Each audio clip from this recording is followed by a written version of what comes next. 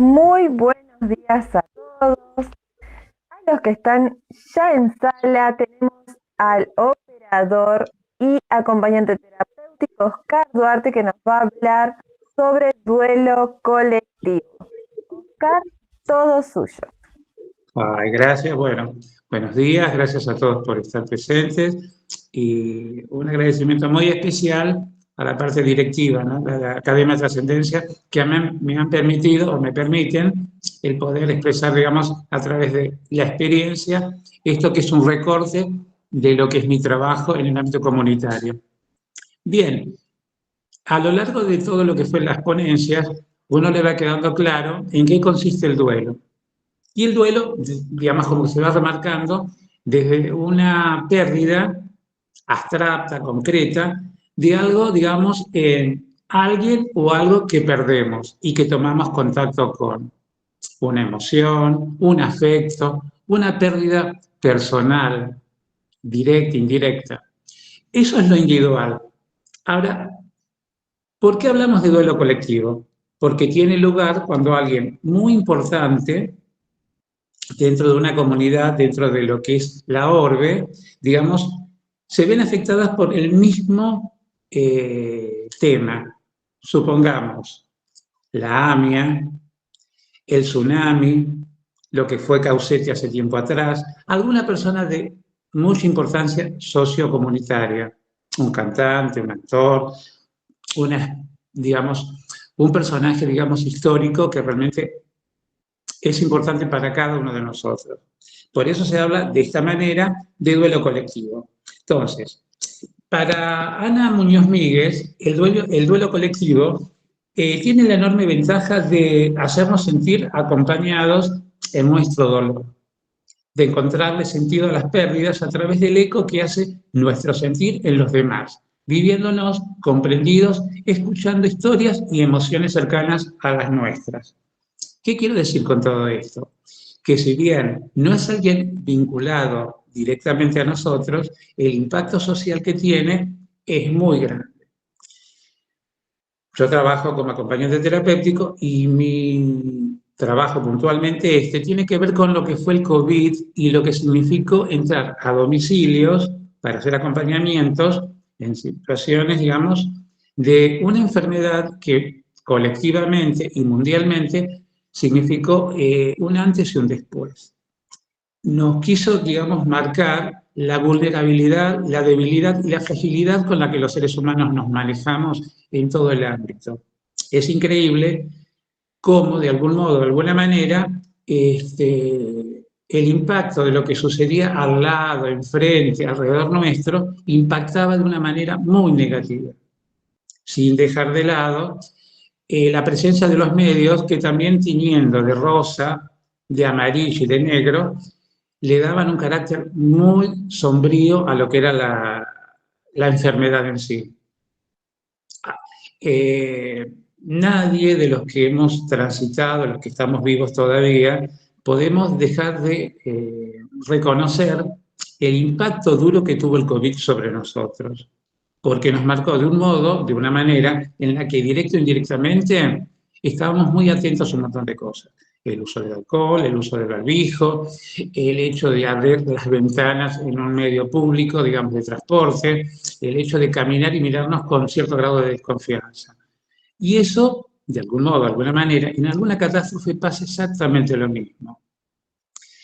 Recuerdo que yo trabajaba en un centro de salud en esa época, en la época de la AMIA, y el impacto fue tan grande que realmente, a pesar de que no conocíamos a nadie, ver las noticias, ver lo que sucedía alrededor nuestro, impactaba de un modo muy particular y muy especial. Así que bueno, eso es un poco el ejemplo de lo que significaría esta ponencia. El duelo colectivo es un concepto muy controvertido, porque la psicología tiene posturas muy relativamente, digamos, interconectadas. Por un lado, se toma como algo individual, pero por otro lado también está esta cosa del abordaje, que en algunos casos es colectivo, depende justamente del impacto social que tiene la persona o el evento en sí y en el impacto en que cada uno de nosotros tomamos a la hora de... Para abordar el tema, digamos, de los duelos colectivos, en masa o comunitarios, se hace lo mismo que en los casos individuales, puesto que, si bien mi padecer, mi dolor, mi sentir se asocia al de otros, no estoy tan solo como cuando nos ocurre en esto de las pérdidas individuales, porque el acompañamiento parecería ser como que se hace mucho más más firme, firme por el hecho, digamos, de sentir que no estoy solo, porque la pérdida, digamos, individual tiene otro peso y la comunitaria tiene otra manera de poder encararla. En términos generales, el duelo colectivo tiene, digamos, que ver con una catástrofe, mayormente.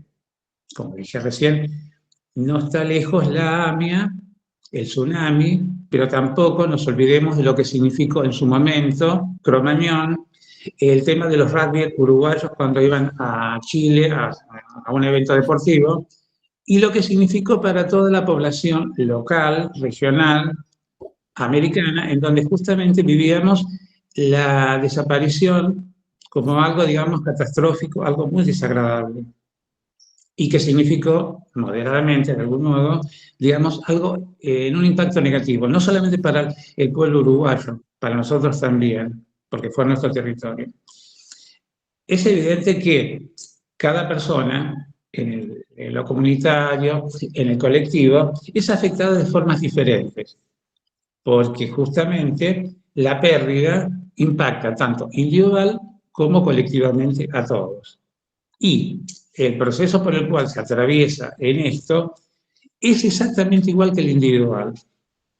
De hecho, digamos, tenemos la etapa del enojo, la depresión, la aceptación, la negociación, y que realmente son procesos que van de la mano una de otra. Y tanto en lo individual como en lo colectivo se dan de la misma forma. Si bien las posturas en el ámbito de la psicología son muy dispares, la psicología social le dio demasiada importancia, sin dejar de lado que ya esto se estudió a lo largo de ciertos, de ciertos personajes a lo largo de la psicología, como Freud, que le dio mucho significado a esto de las expresiones en masa. Y bueno, esto justamente es una de las cosas que me motivó a indagar, a investigar y demás. Hay muchas cosas por averiguar, hay muchas cosas por trabajar, hay muchas cosas como uno se involucra y de algún modo, de alguna manera, como de la manera en que uno lo entiende, lo comprende individual y colectivamente, se trabaja y, digamos, cómo se asocia a esto de la superación de lo que es el dolor. Tanto en lo individual como en lo colectivo podemos decir, o se podría decir, que realmente el impacto deja huellas muy particulares, porque va a pasar un tiempo y lo vamos a vivenciar como algo muy propio. Y eso forma parte, digamos, del ser humano, del individuo y todo lo demás.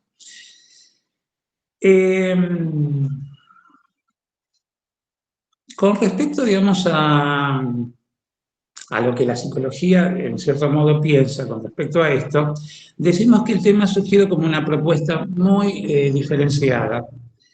El duelo colectivo como el individual son hechos reales y cada uno exige un abordaje, obviamente, diferente y distinto, ya que una pérdida o una experiencia traumática afecta a muchos cercanos, lejanos, etcétera, y el efecto tiene consecuencias individuales y colectivas. No se vive aisladamente. No es como el ámbito de una familia, como el ámbito, digamos, de un trabajo, de un afecto y demás, que de algún modo es algo personal propio. Los demás pueden compartir el dolor, pero es individual. En lo colectivo, el dolor nos asocia, nos une y de algún modo, de alguna manera, nos va como vinculando, relacionando, etcétera, etcétera, etcétera, etcétera.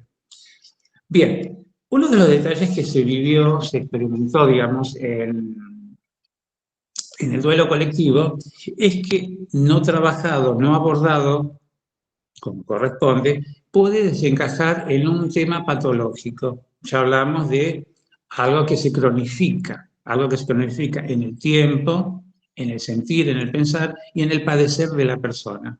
Ahí se requiere, como todas las cuestiones, asistencia al margen.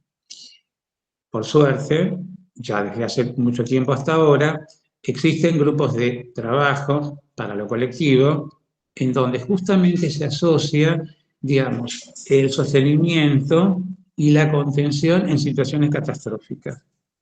De hecho, cuando fueron las Torres Gemelas, en Estados Unidos, el equipo de rescate, el equipo de trabajo fue muy grande. Y ni hablar, digamos, de lo que significó algunos otros eventos en el ámbito, digamos, de lo ya conocido, en donde se trabaja desde la psicología social y tenemos en la Argentina a Carlos Sica, que es justamente un exponente en trabajar en emergencias psicosociales muy marcadas, justamente por el tema del impacto que tiene en ciertos eventos, el impacto emocional, digamos, y cómo se va a trabajar de manera, digamos, individual y colectiva a través del grupo de soporte de esta gente. Bien, un detalle que hay que tomar en cuenta a la hora de lo que es colectivo, como lo significó de pronto el COVID, el tema es que realmente los medios no todos ayudaron, digamos, a clarificar y a destacar la noticia con ojos no maledicentes o muy amarillistas de una prensa sensacionalista.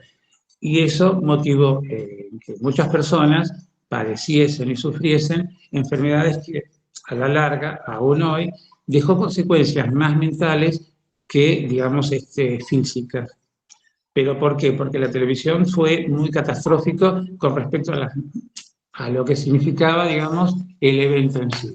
Un detalle que hay que evitar, digamos, cuando uno evita desde lo ético, perdón, cuando uno comenta desde lo ético una información con respecto al COVID, era o es evitar o reducir la emisión de imágenes de la tragedia que no sean absolutamente, digamos, imprescindibles.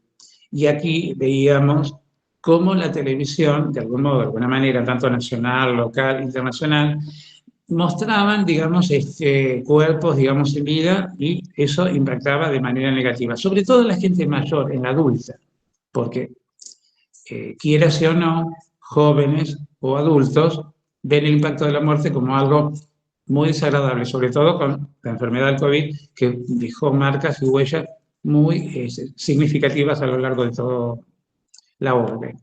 Otro de los elementos que hay que tomar en cuenta a la hora de informar es evitar los contenidos morbosos. Fue inevitable prender televisión y ver o leer un medio gráfico con notas, cifras alarmantes y contenidos un poco esotéricos, manipulaban mentalmente a la gente y, digamos, como que mentalmente se desequilibraban. De hecho, mucha gente contestaba mal, hablaba mal, por el tema de la tensión nerviosa a la que estaban sometidos en todos los ámbitos. Por el tema, digamos, del uso desmedido del barbijo, el uso del alcohol, el uso del contacto cero con la gente, que motivaban justamente cuestiones muy marcadas con respecto a lo emocional. Otro de los elementos que hay que tomar en cuenta es ser cautos a la hora de alcanzar conclusiones relacionadas con la tragedia, porque se daban índices, cifras, valores, que si bien eran concretas o no, el tema es que la gente se valía de eso, y la inminencia de la muerte es un tema que no puede escapar a cualquiera. El otro tema que hay que tomar en cuenta es reducir la frecuencia con la que se aborda el tema. No había un espacio en el que los medios televisivos, los radiales inclusive, sensacionalistas, le diesen un carácter, digamos, catastrófico.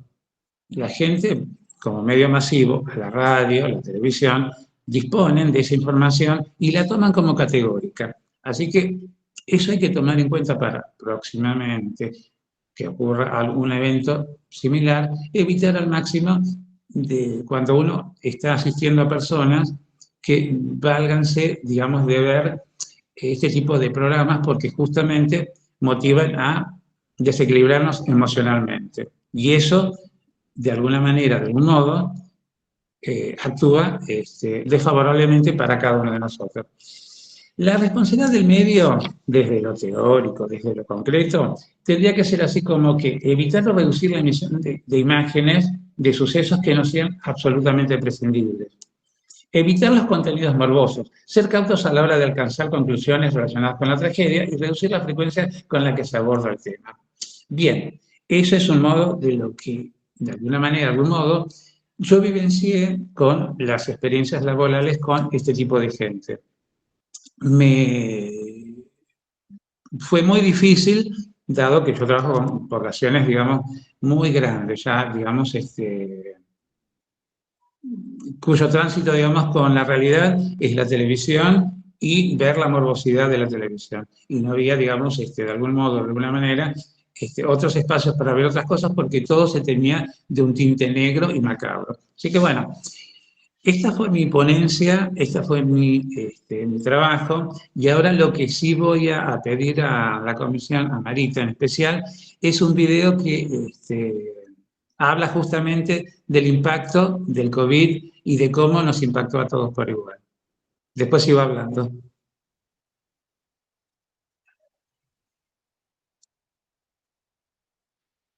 Bien.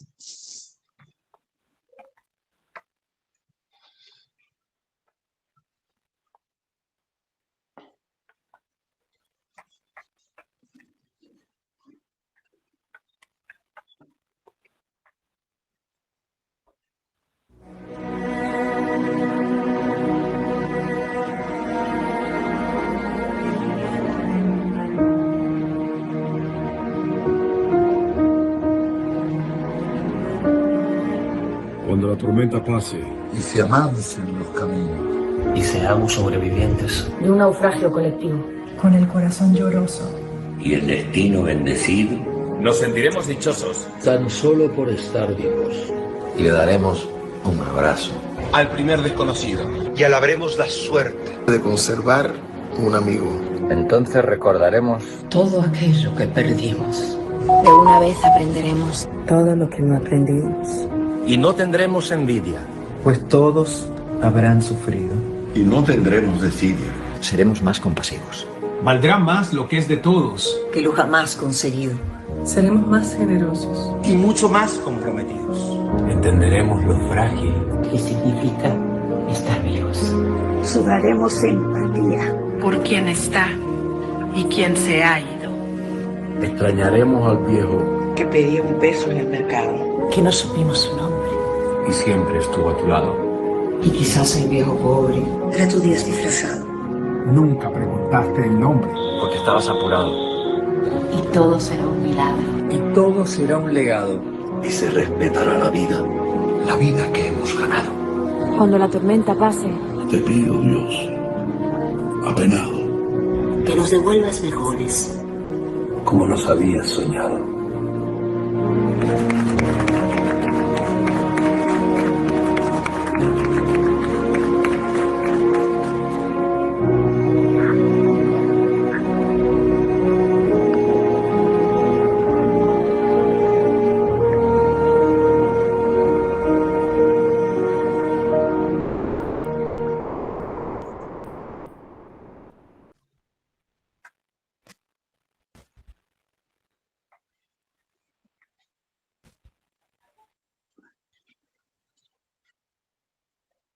Bien, bien, bien, bien. Esa fue la frutillita con la cual iba a cerrar la charla. No quiero dejar pasar por alto, en primer lugar, darle el agradecimiento, digamos, a Trascendencia, que me permitió, digamos, estar aquí. A mis compañeros, Mariana, Fabián, Silvana, Gisela y María. Obviamente a Marita porque me permitió, junto con el director, en que yo pudiese hablar. Así que gracias a todos Espero que haya sido del agrado de cada uno de ustedes y sinceramente esto fue lo que recogí a lo largo de todos estos años trabajando con otros. Así que bueno, un agradecimiento especial y después, bueno, espero las preguntas. Después va a figurar seguramente en la página mi correo para que hagan preguntas y el día del cierre serán preguntas con respecto a esto. Gracias al director, gracias a Marita. Muchísimas gracias, Oscar. La verdad que, bueno, como siempre es un placer conversar con vos, escucharte. Si bien estamos aprendiendo todo el tiempo, siempre te digo que aprendo mucho de vos, tenés mucho conocimiento, te agradezco enormemente que estés hoy acá. Y así como vos te emocionaste, yo también estoy re emocionada. Porque es increíble todo lo que sabes, cómo lo podés transmitir. Mira, acá te está preguntando Claudia si hay bibliografía al respecto. Sí, hay bibliografía, yo se las voy a pasar en limpio. Tuve un problema con la computadora y voy a pasarles este texto del que hablé, que es mucho más extenso y con algo más extra, justamente. Justamente es un tema que... Sí, sí, que se queden tranquilos, no tuve tiempo de subirlo. Va a ver. Sí, de igual manera, chicos, Oscar nos brindó muchísima información, muchísima bibliografía. Quienes están en el grupo de participantes habrán visto que hubo un día que yo fui compartiendo mucha bibliografía y justamente fue Oscar quien nos proporcionó toda esa info, así que tenemos muchísimo para arrancar, leer y compartir. ¿Alguien tiene alguna pregunta relacionada con esto de duelo colectivo? ¿Cómo se fue trazando? A ver, el director. A ver.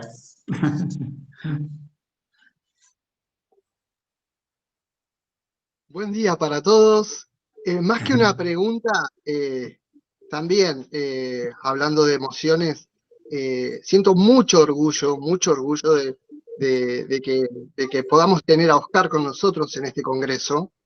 La verdad que es realmente emocionante para mí poder decirles esto de que Oscar también es parte de nuestra academia. Como les decía Marita, él es un gran referente nuestro. Él comparte todo lo que tiene.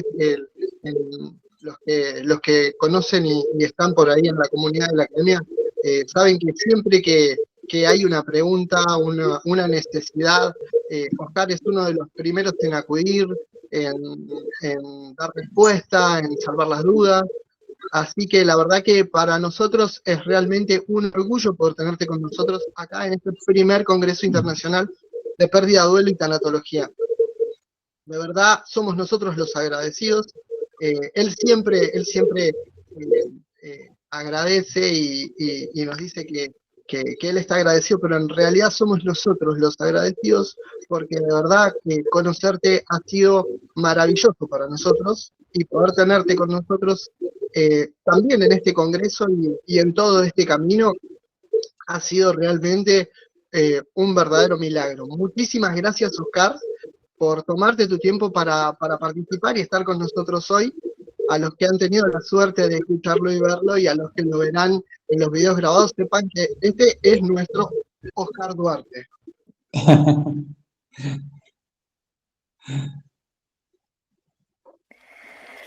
Chicas y chicos, ingresó Daniel Rañel, nuestro profesor de ayer de Cosmovisión Mapuche.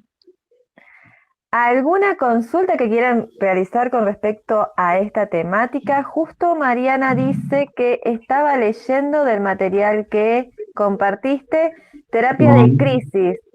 Ah, sí. Muy interesante, sí. No sé si quieren realizar algún aporte, cómo la fueron pasando también a nivel personal con todo lo que es duelo colectivo.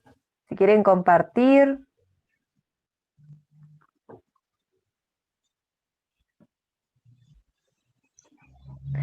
Oscar, ¿me querés decir un numerito del 1 al 50 mientras? 43. 43. Bien. Y decime otro más por las dudas, a ver. 21.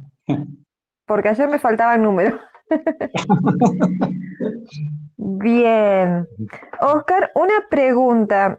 Con esto del duelo colectivo, ¿no? Que se ha ido...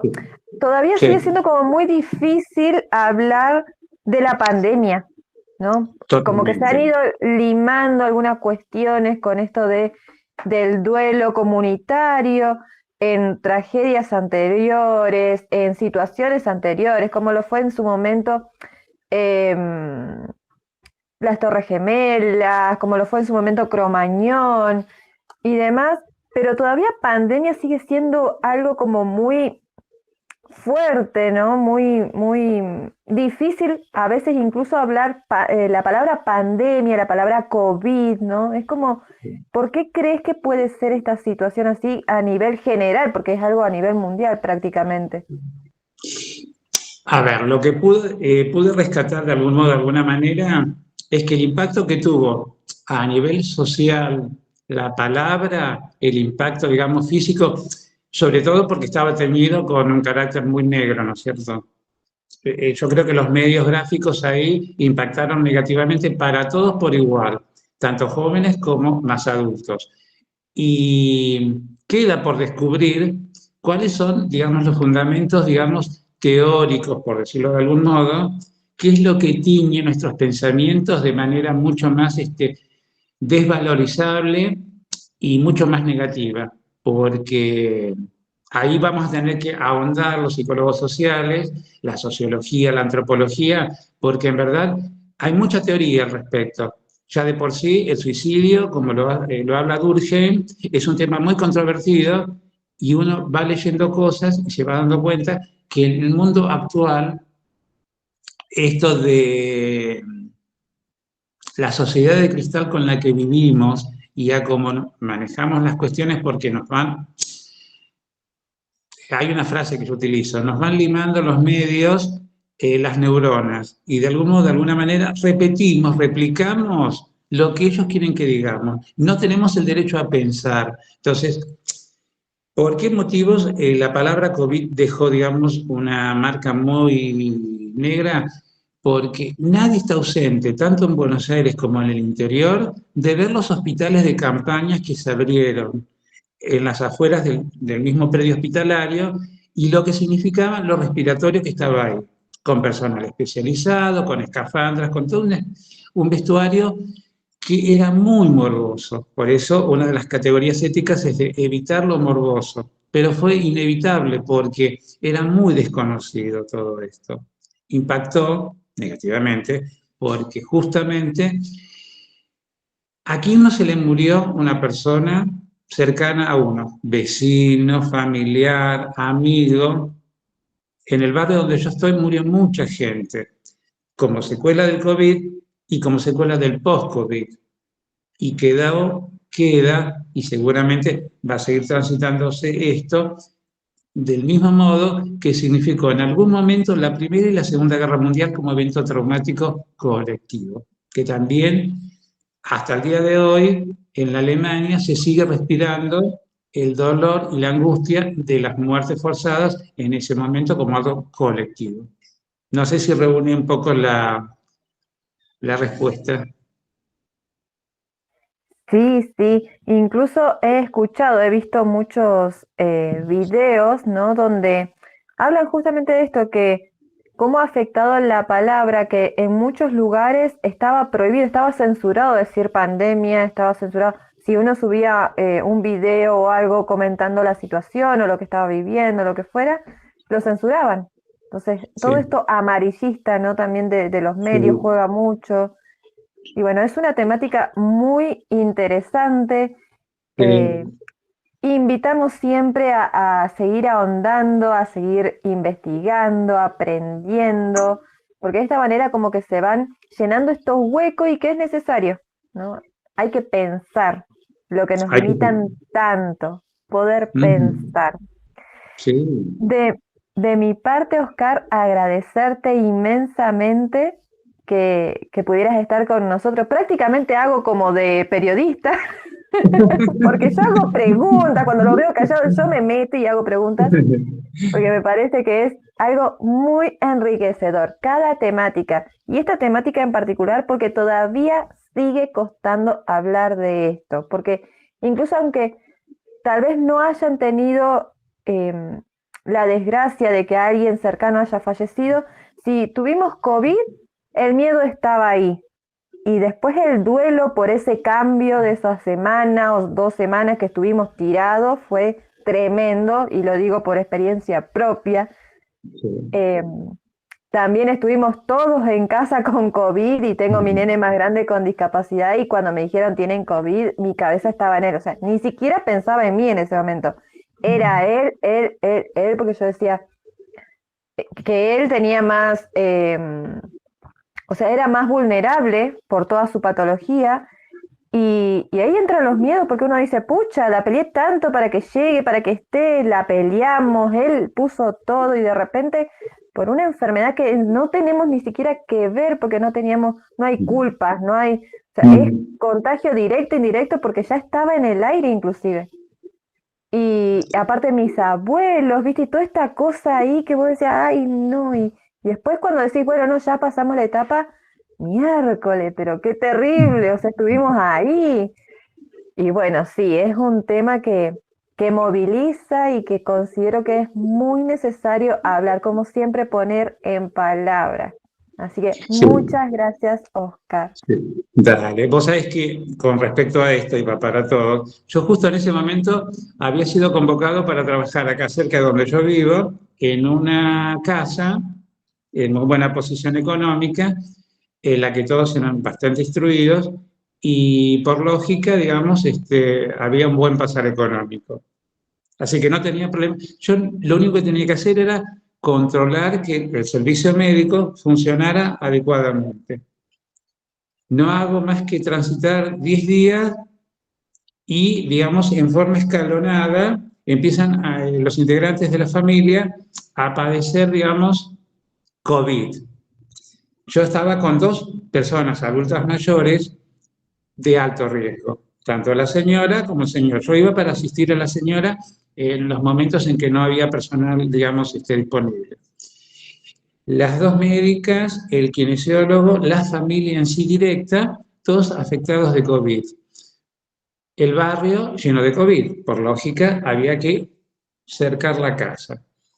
Y yo me manejaba de una manera, digamos, bastante tranquila, pero me afectaba que le pasase algo a ellos, porque indudablemente yo era como el vector en ese momento. Entonces, mi culpa era, no seré yo que lo trajo, no será qué cosa, y ellos me decían que no, me decían, quédese tranquilo, usted no tiene nada que ver, usted vino acá cuando la enfermedad estaba, y bueno, pero a uno le cubren estas cuestiones de... Por suerte, la señora se internó, no tuvo esa enfermedad. Después sale la señora, se interna a él con una insuficiencia respiratoria también, y había que trabajar. Una de las cosas que llamó, y esta es la parte rosa del relato, el kinesiólogo y los médicos, que ya son, digamos, tránsitos constantes en esa familia, se asombraron porque en menos de 10 días yo me tuve que hacer cargo de la economía, del manejo de la casa y del manejo social sanitario de la gente esta. Y el reclamo, ¿cuál era? Que yo, con menos tiempo que ellos, disponía de manejar la plata, digamos, todo lo que era la caja chica en la familia. O sea, el grado de responsabilidad que yo tenía, ¿no es cierto? Y el peso que eso significaba. Me preocupaba más que no me faltara plata que de pronto la enfermedad en sí, porque no es un tema, digamos, básico. Así que bueno, ¿cómo afectó de un modo organizado y desorganizado la enfermedad? Y esto que me preguntaste antes, ¿cómo nos impacta y desde qué lado viene ese miedo, esa organización colectiva que no la sabemos manejar? Porque por algún lado se filtra. ¿Y cómo se filtra? Que el colectivo, que el colectivero, que la gente, que no me tosa, que no... A ver, y esa paranoia que se genera a consecuencia de, ¿no? Pero bueno, son esos detalles que uno tiene y que los que estamos con gente sabemos que son pequeños detalles que siempre, siempre van a estar, digamos, de la mano de uno. Teníamos dos manitos levantadas. El director había levantado la mano y luego también Daniel. ¿El director? Sí. A ver. Justo había bajado la mano porque veo que alguien más puede. Ustedes saben que a mí me encanta hablar y yo me disculpo con Daniel porque voy a hablar un montón.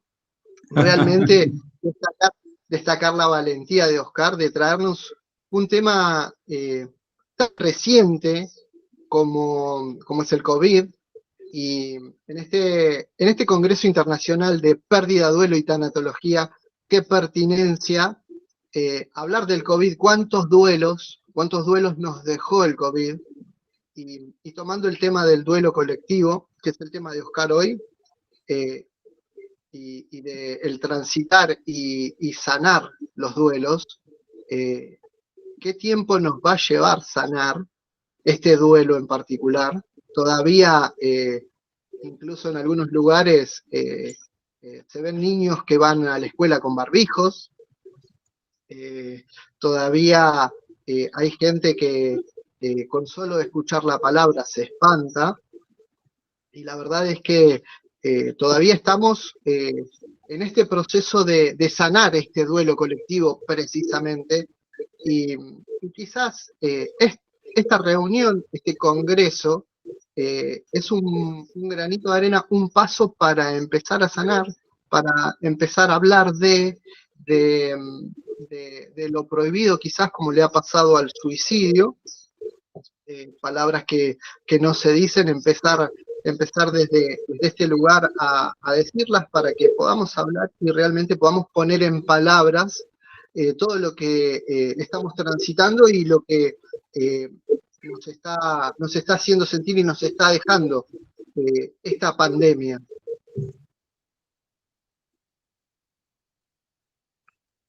Ahora sí le voy a dar el paso a Daniel, que está todavía con la mano levantada.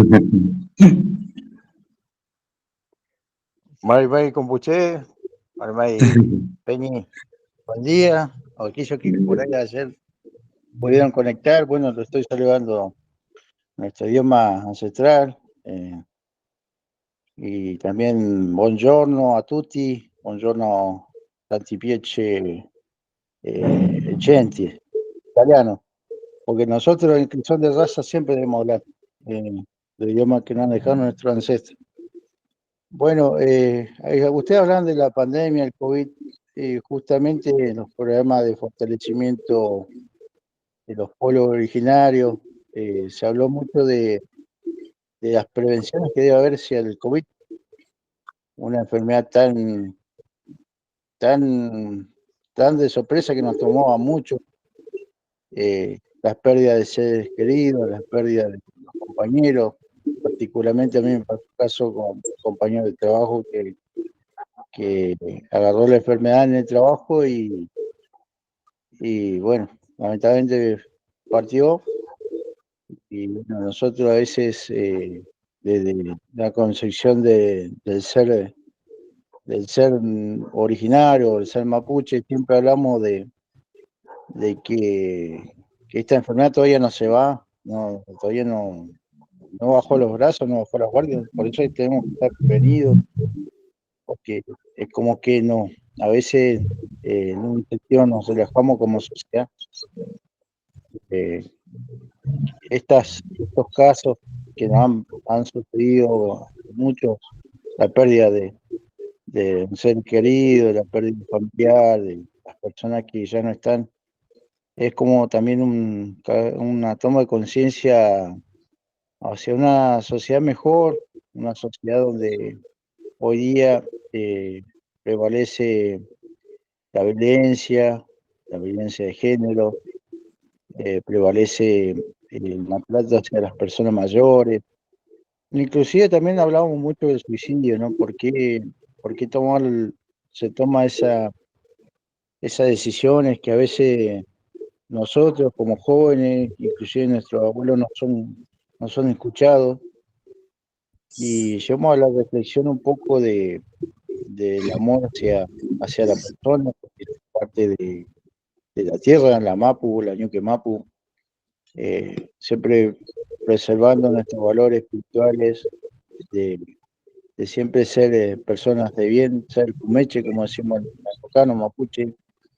Entonces debemos mantener viva la memoria, por eso cada vez que uno se levanta en la mañana pide por una sociedad más justa, mejor, está en falta de valores, no solo en el respeto que debe haber, sino también en el respeto que debe haber hacia la biodiversidad. Ayer hablábamos justamente del Litrofil Monguén.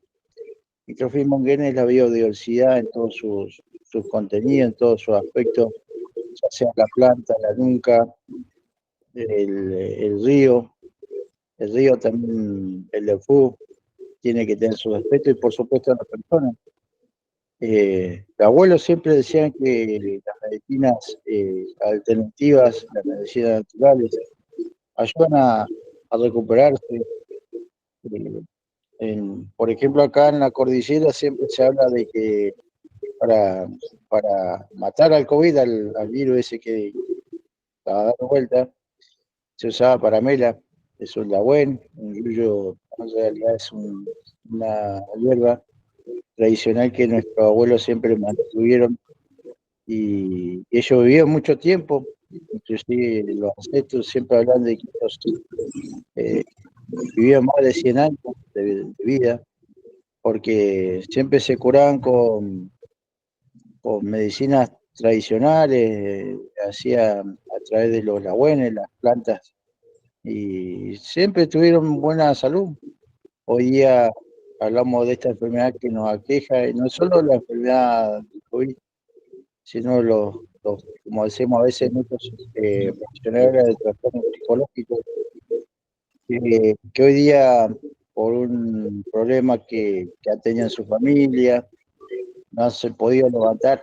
Entonces necesitamos buscar ese equilibrio y armonía con la naturaleza. Por ahí invito a que cada uno de su alma, de su espíritu, de su puliú,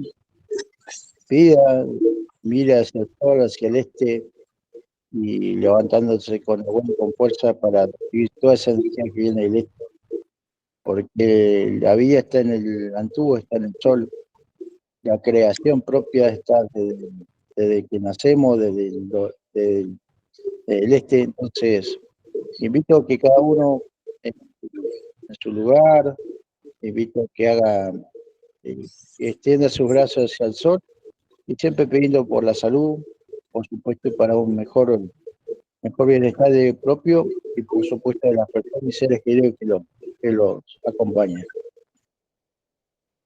Reika y Muten, esas son las palabras. Muchísimas gracias. Oscar, ¿algo que nos quieras dejar para cerrar esta hermosa ponencia? No, nada, gracias. Gracias por el espacio, gracias por el tiempo y gracias por la dedicación de ustedes a participar más que nada.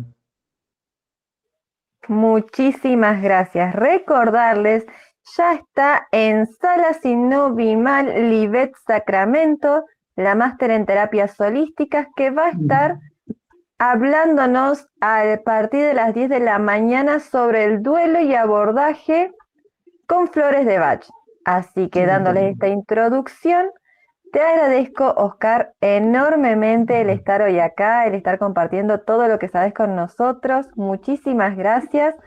Y bueno, y ahora el director, ¿qué es lo que nos irá a decir?